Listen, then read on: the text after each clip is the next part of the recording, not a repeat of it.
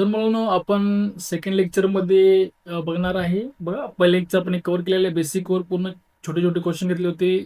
टक्के म्हणजे काय, गुणोत्तरचा वापर करून टक्के कसे सोडवायचे बिना फॉर्म्युला पाठ करता. तर ते व्हिडिओ बघायचा नसेल तुम्ही तर तो पहिला बघून घ्या. याच्या फर्स्ट पार्ट आहे तो, हा आपला सेकंड पार्ट आहे. तर सेकंड पार्टमध्ये आपण काय करणार आहे की अजून काही जे काही प्रकारचे एक्झाम्पल जे राहिली होती पहिल्या पार्टमध्ये कव्हर करायचे तर ते घेणार आहे आपण याच्यामध्ये. अशाच प्रकारे पार्ट 3 आणि पार्ट 4 पण येणार आहे की त्याच्यामध्ये अजून वेगवेगळ्या प्रकारचे एक्झाम्पल आपण कव्हर करणार आहे.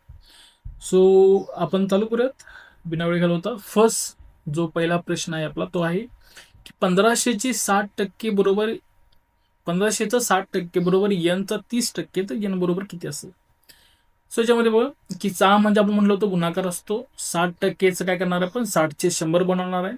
तिथं पण 6 म्हणजे गुणाकार, 30% म्हणजेच काय, 30 चे 100. अशा प्रकारे सोडवणार आहे. मग सोडत करूयात की 1500चा 60% बरोबर n चा 30%. चा म्हणजे गुणाकार, चा आपण करणार आहे 30%. बरोबर आहे. सो काय करायचं, जर मला ची किंमत काढायची असेल तर मला च्या सोबतचे काही जेवढे नंबर आहेत ते कडून घेऊन जावं लागतात उजव्या हातात आपल्या बरोबर चिन्हाच्या दुसऱ्या साईडला, जेणेकरून एकटा राहील आणि ची किंमत भेटेल. सो आपण पहिल्यांदा काय करूयात की इथं जर काय होत असेल, संक्षिप्त रूप देता येत असेल, सिम्प्लिफाय करता येत असेल तर ते करून घ्या. शून्य शून्य जातात, इथं पण शून्य जाईल. बरोबर आहे. यानं काय होतं की तुम्हाला जास्त परत नंबर रिपीट करावे लागतात मोठमोठे. सो इथं काय फक्त 15 गुणिले 60 राहतात. बरोबर ना. सो काय होईल इथं 15 गुणिले 60 एवढेच राहिले. आता हा 10 जो आहे ना इकडे छेदामध्ये, तो उजव्या हाताला जाताना, सॉरी, इक्वल बरोबर चिन्हाच्या डाव्या हाताला जाताना पुढे जाईल, तो तो जाईल गुणाकारामध्ये, गुणिले 10. आणि हे जे 3 आहेत ते अंशामध्ये तिकडे जातील, 3 छेदामध्ये जातील. आणि बरोबर n म्हणूयात आपण. सो बघा, 3 कोणाला भाग जातो, 3 1 3, 3 2 6, 3 0 0. सो वरती फक्त नंबर असतो त्यांचा होतो गुणाकार. 15 2 30, 300 गुणवले हे 10 किती होतील, 3000. सो एन आपल्याला भेटेल 3000. खूप सोपा एक्झाम्पल. पुढचं एक्झाम्पल घेतो आपण, त्याच प्रकारचं आहे. तुम्ही व्हिडिओ पॉज करून सोडवा आणि त्यानंतर मग परत चेक करून बघू शकता. सो काय करणार आहे आपण, 2000 चे 50% करणार आहे. सो 2000 चे 50% तुम्ही लिहा, नाही तर 50% आपल्याला माहिती आहे की अर्धेच होतं. अर्धे होतं म्हणजे 2000चे अर्धे किती होतील मग, 2000चे होतील 1000. बरोबर. सो आपण 50% 2000चे म्हणजेच 1000 घेऊ. बरोबर. वायचे 40% म्हणजेच काय, वाय गुणवले 40/100. आता आपण काय करायचंय की हा जो 4 आणि 10 आहे तो घेऊन जाईल त्या साईडला. सो 10 जाईल 1000 गुणायला, आणि हा जो 4 आहे तो कुठे जाईल छेदामध्ये. बरोबर भेटेल आपल्याला वाय ह्या साईडला. जे आपल्याला हलवायचे नाहीत की जे आपल्याला त्या साईडला घेऊन जायचे तिथं आहे ते राहतील, जसं वाय आहे तसं राहिला. 4 छेदामध्ये आणि 10 अंशामध्ये, आणि 1000 आहे ते ठिकाण राहिलेलं आहे. सो का ना, 4 1 4, 4 2 8, 2 राहतात, 4 25, 4 0 0. सो आपल्याला भेटेल काय, 250 गुणिले 10, 250 वर एक एक्स्ट्रा शून्य, वाय बरोबर. आणि अशा बरोबर आपल्या वायची किंमत निघेल 2500. फक्त तुम्हाला बरोबर चिन्हाच्या उजव्या डाव्यात घेऊन जाताला पाहिजे. पुढे बघ, सेम प्रकार कंटिन्यू करूयात आपण की 1000चे 30% बरोबर क्यूचा 10%, तर क्यू बरोबर किती आहे. तुम्ही सोडून बघू शकता. 1000चे 30% म्हणजे 1000 गुणवले 30/100, आणि क्यूचा 10% म्हणजे काय, क्यू गुणवले 10/100. बरोबर. 1000 म्हणजे काय, 30/100 बरोबर क्यू गुणवले 10/100. बरं, 0 0 2 गेले इथं. इथं पण जाताना दिसतो आपल्याला, 1 0 जाईल, 1 0 जाईल. सो आपण नंबर तिकडे घेऊन जाऊया. 10 गुणवले हे 10 छेदामध्ये, ती जाते इकडे अंशामध्ये, आणि त्यानंतर इथं वरती 30 पण आहेत. तो लिहायचा राहील आपलं. इथं वरती काय 30 पण आहे बघ. 10 गुणले 30 गुणवले हे 10. आणि आता इकडे साईडला काय की एक जरी घेऊन गेला तुम्ही तर काय फरक पडणार नाही, लिहिला नाही लिहिला तरी चालतो. बरोबर. क्यू. सो किती कोणाकडे येतो याचं, 3 वर येतो. क्यू बरोबर आपले 30,000. इझी. नेक्स्ट प्रश्न. थोडंसं बऱ्यापैकी सेम प्रश्न पण थोडासा चेंज आहे याच्यामध्ये काय बघा त्यांनी म्हणले 500चं A% जर घेतलं तर बरोबर A% बरोबर 800चं B%, तर A/B शोधायचं आपल्याला. A/B पहिल्यांदा ते मांडून घेऊन मी तुम्हाला आयडिया येईल की आपल्याला करायचं काय. बरं 500ची आपण घेणार आहे A% म्हणजेच A/100. लगेच A/B म्हणल्यावर घाबरून जायचं कारण नाही. A% म्हणजेच काय A/100 बरोबर. 800चे B% म्हणजेच काय B/100 आहे. तुम्हाला विचारलं की आपल्याला विचारलं की A/B काय. सो A/B म्हणजेच A/B मिळतं बघा इथे. जर मी B कडे घेऊन आलो तर कुठे जाईल ते तो Aच्या खाली जाईल म्हणजे A/Bच बनेल ना. सो आपल्याला काय करायचंय आपल्याला हा जो B आहे तो घेऊन जायचा त्या साईडला जो छेदामध्ये जाईल आणि हे 500 आणि 100 जे आहे ना ते घेऊन जाईल ते ह्या साईडला जेणेकरून नंबर एका साईडला जाते. ओके सोपं सोपं. सो ए आहे तसा छेद काय होईल बी होईल कारण का बी कोणीला आता इथं खाली येईल इकडे आल्यानंतर बरोबर. 800 अंशामध्ये आहेत त्यानंतर इथला पण आहे 100. हा जो 100 आहे तो इकडे आल्यानंतर कुठे येईल अंशामध्ये जाईल छेद खाली किती होतं बघ खाली तर ऑलरेडी 100 आहे आणि त्यानंतर हे जे 500 आहेत ते इकडे आल्यानंतर कुठे जातील छेदामध्ये. So हे सोडलं का आपल्याला याच्यात बी भेटेल. 100 100 निघून जातं 2 0 2 0 जातात आणि आपल्याला भेटेल 8/5. A/B बरोबर 8/5 भेटते. आता याच्यामध्ये असं आहे की जर 8/5च्या ऐवजी 8/10 ला असतं तर आपण काय करणार आहे आपण त्याला सिम्प्लिफाय करणार आहे. बरं गुणोत्तर ज्यावेळेस असतं त्यावेळेस समजा 10/8 आलं असतं गुणोत्तर आपलं तर याला फायनल आपण म्हणणार नाही. का म्हणणार नाही फायनल कारण का हे फायनल होऊ शकत नाही. गुणोत्तर मध्ये काय असतं सिम्प्लिफाय फॉर्म असतो म्हणजे संक्षिप्त रूप. याला किती भाग जातो बघा 2×5 = 2×4 म्हणजे याचं उत्तर जे फायनल असणार आहे ते असणार आहे 5/4. मग समजतं का बघा. सो इथं ऑलरेडी काय आलं होतं आपलं इथं ऑलरेडी आपलं आलं होतं की 8/5. सो कोणत्याही नंबरनं भाग जात नाही. सो आपण फायनल उत्तर काय होणार आहे 8/5. पुढचा प्रश्न घेतो आपण. सेम प्रकारचा प्रश्न आहे 700चे m% बरोबर 350चे n%. तर m/n काढायचं आपल्याला. 700चा m% काढायचं आपल्याला म्हणजेच काय 700 गुणवले m/100 बरोबर 350 n% म्हणजे काय 350चे n% म्हणजे n/100 आलेत. आणि आपल्याला m/n काढायचं म्हणजे आपण काय करूयात की हा n इकडे घेऊन येऊयात म्हणजे इथं पण m/n बरोबर 350 अंशामध्ये हा 100 छेदामध्ये इकडे आल्यानंतर कुठे जाईल तो अंशामध्ये जाईल इथे 100 होतील छेद बघा ऑलरेडी 100 एक छेदामध्ये आहे बनवले 700 खाली येते. सो काय दिसतं आपल्याला 100 100 जातात 350 दुने 700 बनतात 350 350 700 बनतात. नसेल तसं होत तर 1 1 0 जातो परत 7×5 = 35 7×10 = 70. शेवटी तुम्हाला काय भेटणार आहे 1/2च भेटेल. सो m/n बरोबर 1/2 फायनल आपलं काय असेल उत्तर असेल. खूपच सोपा प्रश्न आहे काहीच अवघड नाही. नेक्स्ट जाऊयात आपण पुढचा प्रश्न कोणता बघा की जर 300ची p% बरोबर 900चा q% असेल तर p/q ची किंमत शोधा. 300चा p% बरोबर 900चा q%. काय करूयात आपण p/q बरोबर 900 गुणिले 100 छेद आपल्याला भेटतील 100 गुणिले 300. दिसतं अजून थोडंच कन्फ्युजन असेल मी सांगतो परत एकदा की हा जो 100 आहे तो इकडे जाताना अंशामध्ये जाईल.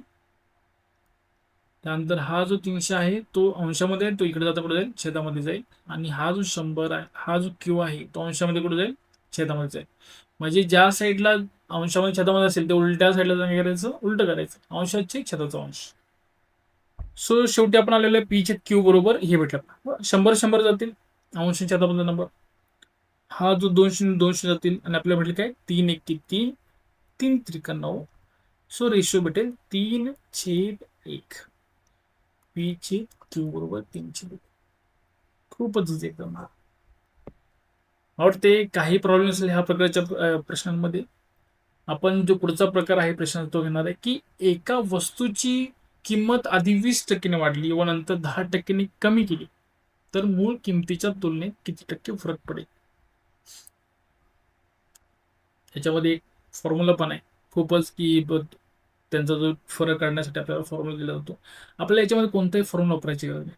आपण काय करणार बघा, आता याच्यामध्ये कुठलीही तुम्हाला किंमत दिली आहे का? नाही, तुम्हाला फक्त टक्केवारी दिली आहे की एक अशी नंबर आहे, अशी किंमत आहे, त्याची वस्तूची किंमत आहे 20% वाढली 10% वाढली तर मूळ किमतीमध्ये कितीचा फरक पडेल.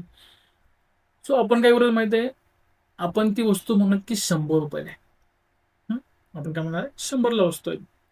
तर 20% वाढली म्हणजे काय, 20% वाढली त्याची किंमत म्हणजे 100वर 20 वाढले, हे तर बरोबर आहे. आणि आपण घेताना पण 100च पकडलेले. तुम्हाला समजलं का? जर आपण ते 200-300 पकडले असते तर आपल्या कॅल्क्युलेशन थोडीशी अवघड गेली असते. म्हणून आपण काय केलं, कधीही पकडताना वस्तूची किंमत टक्केवारी करताना 100 पकडणं सोपं राहतं. का? कारण का आपल्याला डायरेक्ट त्यामध्ये काय करतं 20 वाढवता येतं, 2% येतं. सो मी म्हटलं 100 रुपये वस्तूची किंमत असेल आणि त्याची 20% सुरुवातीला वाढली असेल तर 100वर 20 वाढतात म्हणजे किती होतात, 120 होतात. व नंतर 10% ती कमी केलेली.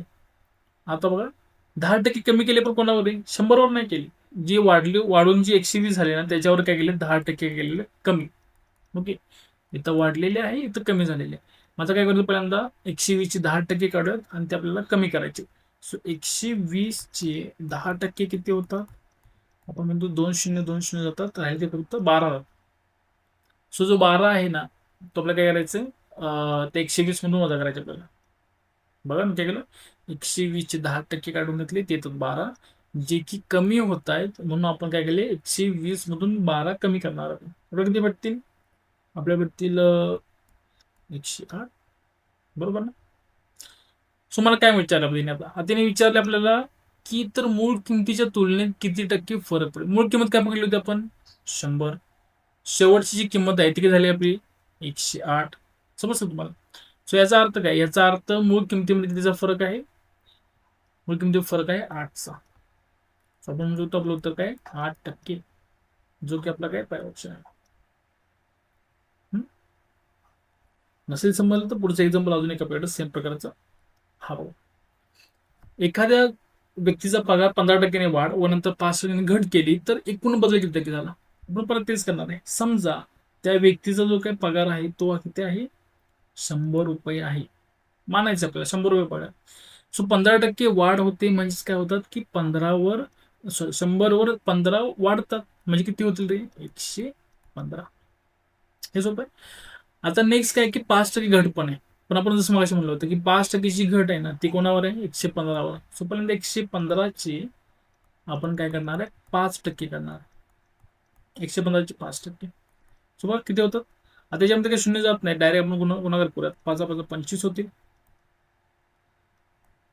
575/100. 115 गुणिले 5 करा, तुम्हाला भेटतील 575 आणि खाली 100 राहिले. आणि आपण त्यानंतर काय करणार आहे की 100ने भागणार आहे. सो आपल्याला भेटतील 5.75. बरोबर का, 2 शून्य आहेत, 2 शून्य मागे जायचं, 5.75. सो काय म्हणले त्यांनी की घट होते. सो ही जी घट आहे ना त्यामुळे वजा करणार आहे कशातून, 115 मधून. सो आपण ते वजा करूया, 115 वजा 5. आता काय होतं बघा, आपण काय करतो की 5.75 लिहितो, पण अपूर्णांक हे दशांश चिन्हाची जे काही उदाहरणं आहे त्याच्यामध्ये वजाबाकी करताना पॉईंटच्या खाली पॉईंट पाहिजेत किंवा गुणाकार करताना पॉईंट खाली पॉईंट पाहिजे. गुणाकार करताना गरज नाही आपल्याला, बेरीज किंवा वजाबाकी करताना. सो आपण म्हणूयात 115 म्हणजेच काय, 115.0 आणि 5.75. इथं 5 लिहिला मी, इथं पॉईंट बरोबर मॅच होतो, मग पॉईंटच्या खाली पॉईंट आणि 75 पुढे येतात. आणि मग यांची मी वजाबाकी करणार. ज्या ठिकाणी काहीच नाही त्या ठिकाणी करणार आपण शून्य देणार आहे. सो इथे शून्य असतो, काय नसतो म्हणजे. पण 10तून 5 गेले, 5 राहतात, इथं 2 राहतील, इथं राहतील 9, 0 आणि 1. सो आपले फायनल जे काय उत्तर येणार आहे ते आहे 109.25. काय केले आपण, 115चे 5% काढून घेतले, जे आपल्याला भेटतात 5.75. ते 5.75ची घट आहे म्हणून आपण गेले 115 5.75 वजा केले आणि आपल्याला भेटतील 109.25. तर एकूण बदल किती झालेले आहे मूळ किमतीमध्ये? सो 100चे होतात 109.25. 9.25 जे आहेत ना, 9.25% ते काय आहे तरी? ते आहेत आपला झालेला फरक जे वाढलेले आहेत ते. आता ऑप्शनमध्ये बघा जर 9.5 आहे वरती तर 25 असेल तिथं. थोडंफार ऑप्शन शकतात. सो ऑप्शन सी आहे 9.25. खूपच सोप्या पद्धतीने एक्झाम सोडवलं. नेक्स्ट जाऊयात आपण. सेम एक्झाम्पल की एखाद्या शेअरच्या किमतीत 25% वाढ झाली व पुढील दिवशी 20% घट झाली तर निव्वळ बदल किती आहे? म्हणजे थोडंफार ना त्यामध्ये ऑप्शन बघा. ठीक आहे. काय दिलं बघा की एखाद्या शेअरच्या किमतीत 25% वाढ झाली व पुढील दिवशी 20% घट झाली तर निव्वळ बदल किती झाला? समजा शेअरची किंमत आहे, ओरिजिनल किंमत आहे 100. सो त्याच्यामध्ये किती टक्के वाढ झाली रे? 25% वाढ झाली. स्वतः किती होतील ते? 125 होते. बरोबर? असं आहे. किती होतील? 125 होते. आणि पुढील दिवशी 20% घट झालेली आहे. आता 125 आपल्याला 20% घट करायची आहे. पहिल्यांदा 125 ची 20% किती होतात? आपण ते काढून घेऊया. 125 गुणिले 20/100 म्हणजे जे 20% करतो आपण. 20 एके 20, 20 पाच 100, 5 एके 5, 5 दुने 10, 5 पाचा 25. सो 25 भेटते आपल्याला. बरोबर ना? सो 25 काय झालेलं आहे? घट झालेली आहे 125 वर. मग मी जर 125 मधून 25 केले तर आपल्याला किती भेटतील ते? अगेन 100च भेटणार आहे. सो आपण काय म्हणणार आहे? निव्वळ बदल किती आहे? आपण म्हणणार निव्वळ बदल हा 0%चा आहे. का? ओरिजिनल पण 100च आहे. बदल होऊन वापस काय झालेले आहेत? आपल्याला 100च भेटलेले आहेत. 25% वाढले, 125 झाले. त्यातले परत 20% मी केले. परत काय होते? 25 गेल्यानंतर 100 येते. सो 0% काय असेल याच्यामध्ये बदल असतो. Next question.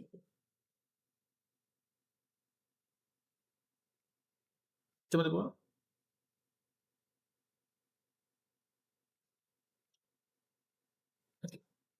एका उत्पन्नाच्या किमतीत सलग 2 दिवस 10% वाढ आणि 10% आणि 10% वाढ केलेली आहे. तर एकूण किती टक्के वाढ? फक्त फरक कशाचा आहे? मगाशी आपण एक किंमत वाढत होती आणि दुसऱ्या वेळेस ती कमी होत होती. याच्यामध्ये काय की दोन्ही 10% वाढते. मग याचा अर्थ असा आहे की आपण 20% वाढवणार आहे? बिलकुल नाही. कारण का? की 20% वाढू शकत नाही आपण. ज्यावेळेस आपण 10% वाढतो सुरुवातीला, 10% वाढल्यानंतर आपली मूळ किंमत बदलते ना. सो आपण पुढचे 10% करतो, बदललेल्या किमतीवर पकडतो. सो आपण इथे काय करणार आहे? 20% करणार नाही. सो मगाशी जी आपण मेथड जी यूज केली होती, तीच आपण यूज करणार आहे. सो लेट्स से ₹100 काय आहे? ती किंमत आहे. त्यामध्ये पहिल्या दिवशी 10% वाढले म्हणजे 100चे किती होतील? 110 होतील. 100 वर 10 वाढले 110 बघा त्यामध्ये. आणि 10% परत वाढलेले आहेत. बरोबर? 110 वर 10% वाढले. सो 110 चे 10% काढले आपण. तर 1-1 शून्य जाईल आणि हा शून्य याला जाईल. तो किती होतो फक्त 11. म्हणजे 11 वाढतं याच्यामध्ये. जर तुम्ही इथं 11 बेरीज केली तर आपल्याला किती भेटतील? 121 भेटतील. बरोबर? सो आपण असं म्हणू शकतो की मूळ किंमत 100 आहे. दोनदा 10% वाढल्यानंतर आपल्याला 121 भेटतात. 10% तर वाढले, 110 झाले. 10% तर वाढले, 121 झाले. मूळ किमतीमध्ये 21 चा फरक दिसतो आपल्याला. 21 वाढ झालेली आहे. प्रश्नाच्या ऑप्शनमध्ये आपल्याला असं नसतं की 21% वाढ आहे का 21% घट आहे. बरोबर ना? तर बघा ना 100च्या वरती समजा 21 121 आहे. तर आपण म्हणणार आहे वाढ झालेली.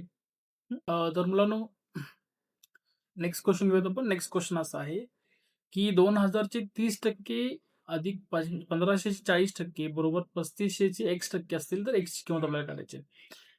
तर याच्यामध्ये बघा आपण काय करणार आहे, पहिल्यांदा 2000चे 30% काढणार आहे. जर आपल्याला लिहायचं असेल तर आपण म्हणणार आहे 2000चे 30%, 30% म्हणजेच 30चे 100 अधिक 1500चे काय करायचे 40% काढायचे. 1500चे 40% सॉरी 1500 आपण काढणार आहे 40%. 40चे 100 बरोबर काय 3500चे 3500चे किती टक्के करणार आपण X% करणार आहे. सो X छेद काय आले 100 आले आपले. आता तुम्ही बघू शकता याच्यामध्ये काय होतं की जास्त करून मिस्टेक अशी होते आपली की आपण काय करतो हे जे काय बेरजेचे चिन्ह आहे ते तर आपण दोन्ही साईडला काय करतो याच्यामध्ये संक्षिप्त रूप सिम्प्लिफाय करायचा प्रयत्न करतो. पण याच्यामध्ये असं असतं, की हे जे काही बेरजेचं चिन्ह आहे, याच्या इकडचं वेगळं कॅल्क्युलेशन होईल आणि याच्या इकडचं वेगळं कॅल्क्युलेशन होईल. सो 2 झिरो जातात आपले. सो 3 दुनी 6. सो आपलं उत्तर येईल 600 अधिक तर 2 शून्य कट होतील आणि 15 गुणिले जर आपण 40 केलं तर आपल्याला भेटेल 15 शून्य शून्य 15 आणि चौक 60. ते नाही झाली 600 बरोबर. इथले 2 शून्य जातील आणि 35 गुणिले x होतील. त्यांचा गुणाकार होणार नाही. 35 गुणिले x आपण आहे तसं राईट करूया. सो 600 होतील आपले फायनली 1200 बरोबर 35 गुणिले x आणि x ची किंमत येईल 1200 भागिले 35. 5 भाग देतो आपण 5 दुनी 10 5 चोक 20 240 येईल 5 सत्ते 35 आणि 7 240 ला भागल्यानंतर 7 त्रिक 21 3 राहता 7 चोक 28 2 राहता 1.10 7 दोन्ही 14 होतील 6 राहतील 7 8 56 होतील. सो 2 डेसिमल पर्यंत जाणार आहे पण 34.28%. 28% म्हणजे x ची किंमत 34.28. अरे म्हणजे हे आन्सर येईल आपला. तर नेक्स्ट क्वेश्चन घेऊयात आपण. क्वेश्चन आहे 1200 50% बरोबर 800 40% बरोबर 2500 x%. तर x ची किंमत आपल्याला काढायची आहे. सो आपण काय करूयात 1200 50%. आता तुम्ही डायरेक्ट 50% 1200 तुम्हाला माहिती आहे 50% म्हणजे अर्धे असतं. तुम्ही डायरेक्ट 600 पण लिहू शकतो आपण इथं. 1200 50% म्हणजे किती 600. प्रत्येक वेळेस आपल्याला कॅल्क्युलेशन सगळ्या मांडायची गरज नाही. सो 1200 50 किती काढले आपण 600 काढले तो 600 अधिक 80 40% काढतो आपण इथं 840%. सो 40 100 होतील 2 शून्य जातील आणि 8 चोक 32 केले तर काय होतं आपल्याला 3200 सॉरी 3320 बरोबर 2500 x%. आता 2500 गुणिले x% म्हणजेच काय रे x चे 100.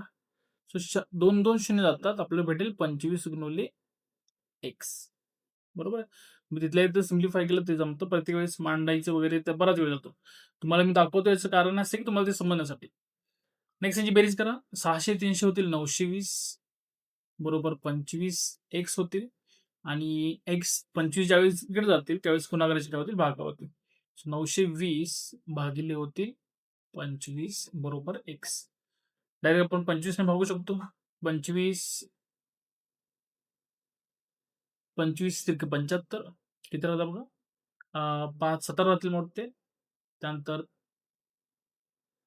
25 6 150 होतील 20 राहतील 1.10 आणि 25 8 200 होतील. सो आपलं फायनल उत्तर येईल x बरोबर फायनल उत्तर आपल्याला x बरोबर काय 36.8. ठीक आहे खूपच इझी एक्झाम्पल. नेक्स्ट एक्झाम्पल घेतो आपण. तुम्ही उदाहरण सोडू शकता तुम्ही आन्सर पण करू शकता. आपण घेतो 1000 चे 25% बघा 1000 चे 25% म्हणजे 250 होतात. तुम्ही डायरेक्ट पण लिहू शकता. अधिक 2000 चे 20% 2000 चे 20% बरोबर 3000 ची किती आहेत x%. सो 3000 चे 3000 गुणिले x चे 100 होते. सो सिम्प्लिफाय करू आपण काय होईल बघायचं 2 शून्य 2 शून्य जातील तर होतील 25 गुणिले 10 250 अधिक तर 2 शून्य जातील आणि 20 गुणिले 20 किती होतं 400 बरोबर इथं 2 शून्य जातील आणि आपल्याला वाटेल 30 आणि गुणिले x. सो 30 गुणिले x आपण 30x लिहू शकतो. 30 गुणिले x लिहा किंवा 30x यांची बेरीज करा किती वाटेल आपल्याला 650 250 अधिक 400 650 होतील बरोबर 30 x 30 ने जाऊन भाग दे त्याला 650 भागिले 30 शून्य शून्य जातील आपल्याला काय करायचं फक्त आता आपल्याला भाग द्यायचा आहे 650 ला 3 ने सॉरी 65 ला 3 ने भागायचं आपल्याला बरोबर x 3 दुनी 6 शून्य राहतात 3 एके 3 2 राहतील 1.10 घेतला आपण 318 आणि परत 2 राहतील 318. सो आपल्याला फायनल भेटेल 21.66% बघ तिची व्हॅल्यू भेटली 21.66. ऑप्शन मध्ये थोडंफार चेंज दिसते तर 21.66 मला वाटतं काय केलं राऊंड फिगर 22 घेतली असणार आहे.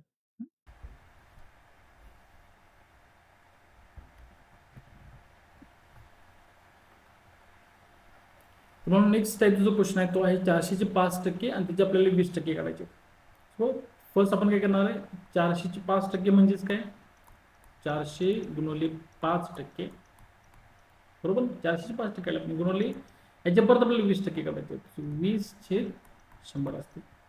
आपण काय करूया, 2 शून्य जातात आपले, त्यानंतर 20 डायरेक्ट भाग होतो, तुम्ही करू शकता 20 × 20, 20 5 100 होतील आणि हे 5 × 5 आणि 5 × 5 जातो. सो आपल्याला काय भेटेल बघा, आपल्याला भेटेल फक्त 4 राहतो, बाकी सगळे मग कॅन्सल होऊन जातो आणि आपला आन्सर कोणता आहे, बरोबर नंबर 4. नेक्स्ट क्वेश्चन घेतो आपण. क्वेश्चन बघा आणि सोडण्याचा प्रयत्न करू शकतो मी. प्रश्न आहे की 500चे 10% काढायचे आपल्याला. आपण काढले 500चे 10% आणि ह्या पूर्ण किमतीचे परत आपल्याला काढायचे 30%. सो याचे परत आपण काढले 30%. आपलं काय भेटते बघ, 2 शून्य जातील 500चे 100चे आणि आपण हा शून्य 30चा कट करू शकतो आणि याचा एक शून्य कट करू शकतो 10 सोबत. सो आपले शेवटचे नंबर राहतील 5 गुणिले 3 आणि आपण किती म्हणणार आहे, 5 × 15 होते. ठीक आहे, तर ह्या प्रश्नाचं उत्तर काही 15. सेम आपण नेक्स्ट टाईपचा क्वेश्चन देणार आहे. नेक्स्ट टाईपचा क्वेश्चन असा आहे की ही जे वर्गमूळ चिन्ह, वर्गमूळ चिन्हामध्ये 0.01चा किती टक्के घेतल्यानंतर आपल्याला संख्या भेटणार आहे 0.0005 असं विचारलं. किती टक्के, आपल्याला टक्के काढायला लागतील. सो पहिलं तुम्हाला जे वर्गमूळ 0.01 आहे ना, याचं उत्तर तुम्हाला काढता आलं पाहिजे, बरोबर. की याचे तुम्हाला याचा आन्सर किती आहे, हा कोणाचा वर्ग आहे, कोणाचा वर्ग केला तुम्हाला 0.01 भेटेल. सो यासाठी आपण एक थोडंसं समजून घेऊ पहिल्यांदा की समजा मी 1चा वर्ग केला असेल, 1चा वर्ग तुम्हाला काय भेटेल तरी, तर 1 गुणिले 1 भेटेल, बरोबर. जर मी 0.1चा वर्ग केला तर मला काय भेटेल, 1 गुणिले 1 परत 1च भेटणार आहे. पण ज्यावेळेस मी 0.1चा 2दा गुणाकार करेल तर मला काय करायला लागतील, याचं 1 करण याचं 1 प्लेस आहे, टोटल 2 प्लेसनं पॉईंट द्यावं लागतील. सो हा कुठं जाईल, 1 आणि 2. सो 0. काय असेल आपल्याला भेटेल 0.01. समजते का बघा. म्हणजे त्याचं मिनिंग असं होतं की वर्गमूळ चिन्ह समजा आपण घेतलं 0.01 तर त्याचा तो कोणाचा वर्ग आहे, तो आहे 0.1चा वर्ग. ठीक आहे, सो याचं काय असेल 0.1. हे क्लिअर आहे. नेक्स्ट आपल्याला किती काढायचं, त्याची 0.05% कोणता किती टक्के घेतल्यानंतर 0.05% बनतात. सो आपण म्हणू तिथं 0.1चे आपण म्हणूया की 1% घेतल्यानंतर, बरोबर, टक्के म्हणजे 1चे 100, 0.1चे 1% घेतल्यानंतर आपल्याला उत्तर काय भेटतं 0.0030 आणि 5 हे भेटलेलं आहे. आता आपण बघूयात की एक सोबतचे जे नंबर आहेत ते जेव्हा घेऊन जाऊयात उजव्या हाताला, x बरोबर 0.0005 गुणिले 100, इथं छेदामध्ये जाऊन तो काय होईल, अंशामध्ये जाईल. सो 100 आणि इथं खाली होतील 0.1 हे बरोबर. नेक्स्ट बघा की आता बघा याचे 2 शून्य जे आहेत ना, ज्यावेळेस 2 शून्य आपण इथं गुणतो याला, त्यावेळेस काय होतं की हा जो पॉईंट आहे ना तो 2 घर जातो उजव्या हाताला. सो हा पॉईंट कुठे जाईल, इथून इथे जाईल आणि इथून इथे जाईल. सो आपल्याला किती भेटतील बघा, आपल्याला भेटेल 0.05 आणि छेद किती राहतील 0.1 राहील, बरोबर. आता याच्यामध्ये असं आहे की छेदामध्ये पॉईंट नको आपल्याला. सो आपण हा छेदामधला पॉईंट घालण्यासाठी आपण इथं 10ने गुणणार आहे, वरती पण आपल्याला काय करायचं 10नेच गुणायचं. सो आपल्याला भेटेल 0.5. जसं आपण इथं म्हणलं होतं 2 शून्य आहेत म्हणजे 2 घरं तू जाईल उजव्या हाताला, 1 शून्य म्हणजे 1 घर जाईल कुठं उजव्या हाताला. सो 0.5 छेद 1 बरोबर उत्तर काय भेटेल आपल्याला 0.5 भेटेल. फायनल उत्तर. अशा पद्धतीने आपण पुढचा प्रश्न सोडू शकतो की वर्गमूळ चिन्हामध्ये 0.0049 किती टक्के घेतल्यानंतर आपल्याला दिलेला नंबर भेटणार आहे. आपण सोडूयात बघ की आता हा कोणाचा वर्ग म्हणजे कोणाचा वर्ग केल्यानंतर आपल्याला 0.0049 भेटेल बघा. जर आता मला वाटते 49 आहे ना, हा 7चा वर्ग आहे. जर मी 7चा वर्ग केला, 7चा वर्ग तर मला भेटतो 49. जर मी वर्ग केला 0.7चा तर मला काय भेटेल 49 भेटेल. 7 49, पण याचं एक घर आणि अजून एक 0.7चा असे 2 घर आपल्याला काय करायचे डाव्या साईडला जायला लागेल. सो हा भेटले 0.49. आणि जर मी 0.07 याचा वर्ग केला तर मला भेटेल 49. पण मला काय करायला लागतं, याची 2 आणि त्याची टोटल 4 प्लेस म्हणजे 4 घर आपल्याला जावं लागेल डाव्या साईडला. 1 2 3 आणि 4. सो 0.07चा वर्ग किती येतो, 0.0049. बरोबर आहे. सो 0.07 आपलं काय असेल, ह्या वर्गमूळ चिन्हामध्ये जे काही 49 आहे त्याचं उत्तर असेल. आणि त्याचं आपल्याला घ्यायचं आहे x% बरोबर पुढची किंमत आहे 0.07. 0.07चा वर्ग. सो 0.07चा x% बरोबर आपल्याला किती भेटणार आहे, 0.00004098. मग असे गेलं तर तेच करणार आहे. पण x बरोबर हा जो 100 आहे तो जाईल वरती, याला गुणाकारामध्ये 98च्या गुणिले 100 होतील पुढे, आणि छेदामध्ये काय होतं बघा की 0.07 हा जाईल छेदामध्ये. सो करा गुणाकार 2 शून्य गुंतवल्यास काय होतं, तुम्हाला म्हणलं मगाशी मी की जो पॉईंट आहे तो जाईल 2 घर काय उजव्या साईडला जाईल. सो इथून 1 आणि इथून 1 2. सो इथे उत्तर येईल 0.20 राहतील 98 छेद खाली राहील 0.07. बरोबर आहे. आता मग अशी म्हणलं तुम्हाला की छेदामध्ये पॉईंट नको आपल्याला. सो हा जो पॉईंट आहे तो आपल्याला घालवायचा कुठं, 7च्या इथे, म्हणजे पॉईंट निघून जाईल तो. सो किती निघून लागेल आपल्याला, 2 घरं न्यायचं आहे म्हणजे आपल्याला 100 निघून लागेल. सो दोन्ही साईडला आपण 100 निघून आहे. आणि आपल्याला काय भेटेल फायनली इथं 1 2 म्हणजे इथं याला 0.98 भागिले किती होतील, इथं 7 होतील. 7 नाही बघा, 700 पॉईंटच्या वरती पॉईंट, 7 1 7 2 राहतं, 7 चौक 28. सो फायनल उत्तर भेटेल आपल्याला 0.14%. म्हणजे आपण असं म्हणू शकतो की वर्गमूळ चिन्हामध्ये 0.0049ची आपण 0.14% घेतली तर आपल्याला काय भेटतील, ही व्हॅल्यू भेटेल. खूपच इझी एक्झाम्पल आहे. फक्त तुम्हाला जो पॉईंट आहे तो शिफ्ट करता आला पाहिजे. पॉईंट शिफ्ट करता येत असेल तर इझिली आपल्याला काय होतं, एक्झाम्पल सॉल्व करता येतं. पुढचं एक्झाम्पल बघा. आता पुढच्या एक्झाम्पलमध्ये असे की एखादी व्यक्ती पगारातून 30% घर खर्चासाठी व 20% इतर खर्चासाठी वापरते. जर त्याच्याकडे 14,000 रुपये शिल्लक असं राहिले तर त्याचा पगार किती. आता काय करा की याच्यामध्ये पहिल्यांदा आपण गुणोत्तर सोडवणार आहे. 30% घर खर्चासाठी आणि 20% काय करताय ती इतर खर्चासाठी वापरते. सो आपण समजा मी म्हणलं की त्या व्यक्ती जर पगार असेल 100 रुपये, तर त्यातले 30 काय करतो तो घर खर्चासाठी आणि 20 काय करतो तो इतर खर्चासाठी वापरतो. म्हणजे टोटल किती होतं तरी, टोटल होतं आपले 50 खर्च करतो तो. 100 पगार असेल तर त्यातले 50 खर्च करणार आहे. आणि मग इतर किती राहतात त्याच्याकडे, तर आपण म्हणू शकतो की राहिले किती, अजून 50 राहतात. 100 वजा जर मी 100 मधले 50 खर्च करतो म्हणजे किती राहतात शिल्लक, 50 राहतात. पण आपण ॲक्च्युअलमध्ये किती राहतात त्याकडं, 14,000 राहतात. आणि आपण म्हणणार आहे गुणोत्तर सेम राहील त्यांचं. म्हणजेच काय बघा, जर 100चा पगार असेल तर त्यातले तो 30% 20% म्हणजे 50% खर्च करतो आणि राहतात किती, 50 राहतात. तर एक पगार असेल तर त्याकडे किती राहतात, 14,000 राहतात. आणि ज्यावेळेस आपण सोडवतो त्यावेळेस आपलं उत्तर भेटेल. इथं करूयात आपण तिरकाच गुणाकार, x गुणिले 50 होतील ह्या साईडला, तो 50x 50 गुणिले x म्हणजे 50x, आणि तो होतील 14,000 गुणिले किती होतील इथं 50 होतील, सॉरी 14,000 गुणिले किती होतील इथं 100 होते. दिसतं तुम्हाला, हा 100 कुठे जाईल, इकडे जाईल आणि हा x इकडे आला. स्वतः चेक करा की आपल्याला काय करायचं, इथं गुणाकार करत बसत नाही. गुणाकार करत गेलं की तुम्हाला जास्त होऊ शकतो. आपण काय करणार, 50 जो आहे ना 50 तो पर्यंत तिकडे घेऊन जाणार आहे. आपल्याला फायनली भेटेल x बरोबर 14,000 गुणिले 100 छेद आपल्याला काय करायचं, 50 करायचं. 50 एके 50 2 100 आणि आपण 1400 गुणिले 2 करणार आहे. 14,000 गुणिले 2 आपल्याला भेटतील 28,000. सो त्या व्यक्तीचा जो पगार असेल तो किती असणार आहे, 28,000 असणार आहे.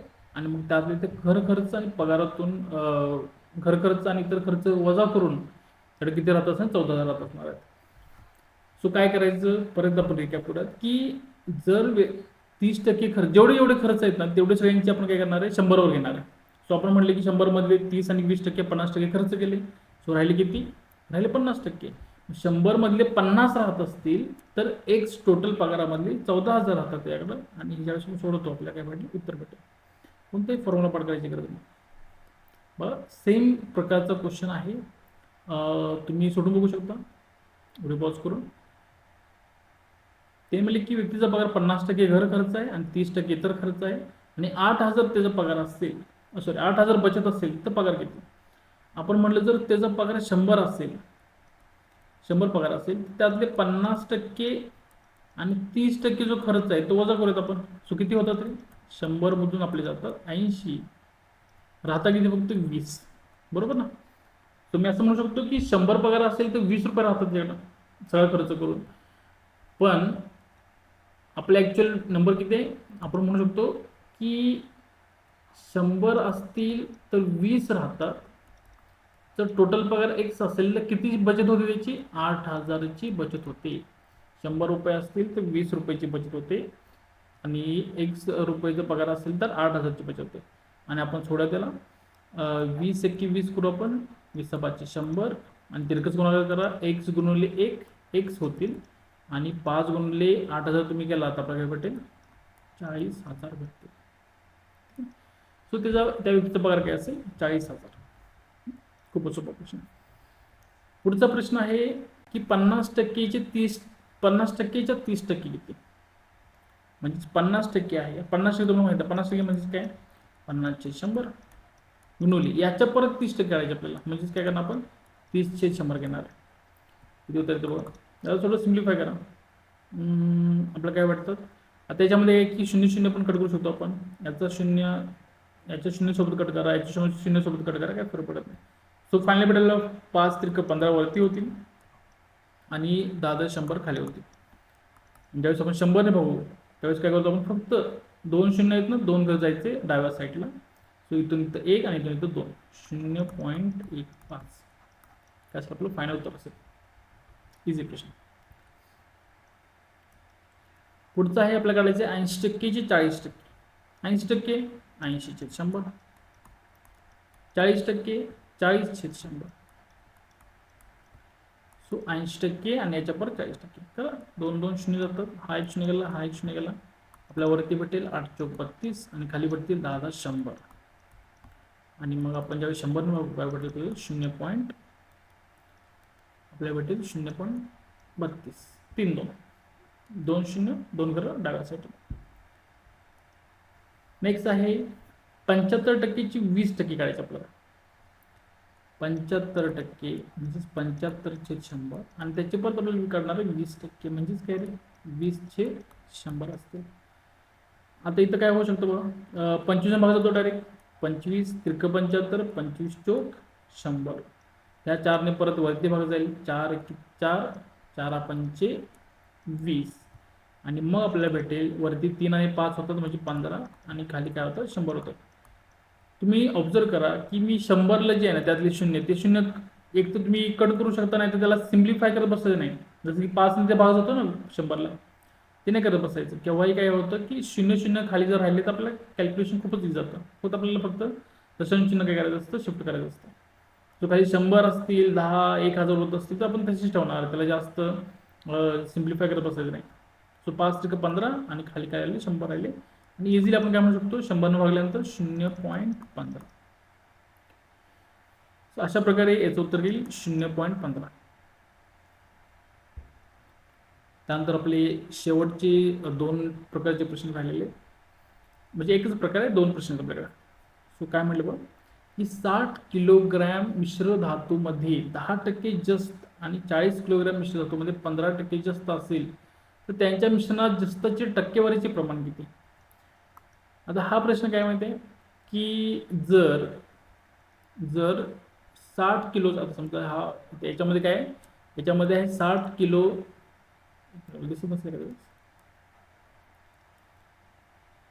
ते असं आहे की 60 किलो मिश्र धातू आणि हा 40 किलोचा मिश्र धातू जो आहे ना, त्याला आपण काय करणार आहे? त्याला आपण मिळवणार आहे, आणि त्याच्यामध्ये आपल्याला मग जास्तचं प्रमाण विचारलं की टक्के असेल. आपण फक्त याच्यामध्ये 10% आणि 15%ची बेरीज नाही करू शकत. का? कारण का 10% हे 60 किलोवर आहे आणि 15% हे 40 किलोवर आहे. बरोबर. ज्यावेळेस आपण ती मिक्स करू त्यावेळेस किती होणार आहे तरी 60 आणि 40 100 किलोग्रॅमचं मिश्रण होईल. तर त्या बेसवर 100वर आपल्याला काय करावं लागते तर ते टक्केवारीचं प्रमाण काढावं लागणार आहे. सो पहिली स्टेप काय असेल? पहिली स्टेप असणार आहे आपण काय करणार आहे की हे जे काही प्रमाण आहे 60 किलोग्रॅममध्ये 10% जे असतं तर 10% म्हणजे किती किलो जास्त आहे ते शोधणार आहे. कसं काढायचं? 60 किलोग्रॅममध्ये 10% जास्त आहे म्हणजे किती टक्के काढून घ्या 60चे 10% करणार आपण. खूप सोपं. तर काय होतं 1 जाईल याचा आणि याचा 1 जाईल राहील फक्त काय 6. म्हणजे मी असं म्हणू शकतो की 60 किलोग्रॅममध्ये 6 किलोग्रॅम काय आहे जास्त आहे. आणि हेच आपण करू शकतो कोणासाठी 40 किलोग्रॅमसाठी पण की 40 किलोग्रॅममध्ये 15% आहे ना म्हणजे 40चे मी 15% काढून घेतो पहिल्यांदा. बघा 1 जाईल आपल्याला भेटेल 15 चोक 60 15 चोक 60 10 म्हणजे 0 गेले 6 किलोग्रॅम. याचा मग काही 6 किलोग्रॅम असेल. आपण असं म्हणू शकतो की 40 किलोग्रॅम मध्ये 6 किलोग्रॅम काय आहे जास्त आहे. हे कोणाचं दुसऱ्या मिश्रणात चालू आहे दुसऱ्या मिश्रणाचं. आता काय केलं आपण दोन्ही मिक्स केलेले आहेत ते दोन्ही मिक्स काय मिश्रण बनवलेलं आहे. सो 60 आणि हे जे आहे की 60 किलो आणि 40 किलो म्हणजे किती बनतील ते 100 किलो बनतील. सो 100 किलो एकूण काय झालं मिश्रण झालं. त्याच्यामध्ये जस्ट किती झाले बघा आता हा 6 आणि हा 6 बरोबर ना. सो 6 12 होतं. सो 100 वर होतील 12. 100 किलोग्रॅम मिश्र धातूमध्ये 12 काय असेल किलो जास्त असेल आणि त्याचे काढायचे टक्के म्हणजेच काय गुणवले 100. तो आपल्याला दिसतो आणि दिसत ना 100 वर 12 आहे ना डायरेक्ट टक्के भेटतं म्हणलं होतं. टक्के म्हणजे काय 100 वरची किंमत. सो तसं जरी केलं तरी 12च येणार आहे. सो काय असेल 12% असेल जास्ताचे प्रमाण जर आपण दोन मिश्रण एकत्र केली असतील तर. पुढे जातो आपण. आता हा प्रश्न बघा सेमच आहे. 50 किलोग्रॅम धातूमध्ये 20% लोखंड आहे आणि 35 किलोग्रॅम धातूमध्ये 16% लोखंड असेल तर मिश्रणात लोखंडाचे प्रमाण किती. आता बघा आपण काय करणार आहे पहिल्यांदा की सेपरेट काढून घेणार आहे की 25 किलोग्रॅम मध्ये किती लोखंड आहे. आपण म्हणा 25चे 20% किती होतं बघा 20 5 100 आणि 5 5 25. तो आपण म्हणणार आहे 5 किलोग्रॅम काय असेल लोखंड असेल 25 किलोग्रॅम मध्ये आणि 35चे किती होतील 35चे परत आपण 16% करणार आहे. बघा मी तर सिम्प्लिफाय करत बसणार नाही. मी काय करणार आहे 35 गुणिले 16 करणार आहे तर 10 बघणार आहे. सो गुणावर 16 पंचे 80 होतील 8 जातील हातच्याचे है ना. 16 अधिक 48 ना 56. सो ही 56 खालच्या राहिले होते 100. मी म्हणलं 1 जाईल आणि इथे एक पॉईंट म्हणजे किती रे 5.6 किलोग्रॅम. आता आपण काय केलं दोन्ही जे काय धातू आहे ते मिक्स केलेले आहेत म्हणजेच काय 25 किलो आणि 35 किलो. सो 25 आणि 35 किलो टोटल किती बनतील आपले तर 60 बनतील. आपण म्हटलं 60 किलो टोटल मिश्रण झालं. पण त्याच्यासोबत त्याच्या आतमध्ये मिक्स असणार 5 किलो आणि 5.6 किलो पण काय होईल लोखंड मिक्स होईल. सो ते किती बनले बघा 10.6. दोनची बेरीज करा 5 5 10.6. सो 60 किलोग्रॅम धातूमध्ये 10.6 काय आहे लोखंड आहे तर ते किती टक्के गुणवले 100 बरोबर. थोडं आपण 0 जातो. ज्यावेळेस मी 10 ने इथं गुणतो तर बघा 10 आता 0 गुणतोय ना आपण गुणले की पॉईंट कुठे जातो उजव्या हाताला 1 1 करत जाईल म्हणजे येईल 106/6 आणि आपण 6 बघत आपण 6 1 6 किती राहतात रे 4 राहतात 6 7 42 48 मोठा नंबर होतो 6 7 42 राहते किती 4 1.10 6 36 परत 4 राहते परत 6 36 घेऊ शकतो. आपण असं म्हणू शकतो की मिक्स केल्यानंतर काय बनेल आपल्याला 17.66% हे प्रमाण असेल त्या लोखंडाचे त्या मिश्रणामध्ये 17.66. सो जेवढे याच्यामध्ये आपण ह्या वेळेमध्ये जेवढे ट्राय केलेले आहेत की जेवढे आपले कव्हर होतील प्रकार अजून पर्सेंटेजवर टक्केवर अजूनही बरेचसे उदाहरण व्हिडिओ येतील आणि त्याच्यामध्ये आपण काय करणार आहे सर्वच्या सर्व प्रकारचे उदाहरणं आपण कव्हर करायचा प्रयत्न करूयात. याच्या आधी जर तुम्ही जर व्हिडिओ बघितला नसेल बेसिकचा तर तोही बघून घ्या. हा बघा, एखादा प्रश्न समजला नसेल तर तुम्ही परत व्हिडिओ रिपीट करून बघा आणि सर्व प्रश्नांचे प्रकार समजून घ्या. आणि आपल्या यूट्यूब चॅनलला भेट द्या, त्यामध्ये असे बरेचसे तुम्हाला व्हिडिओ बघायला भेटतील. सबस्क्राईब पण करा आणि ज्यांचे तुमचे मित्र फॅमिलीमध्ये काय करा, शेअर करा.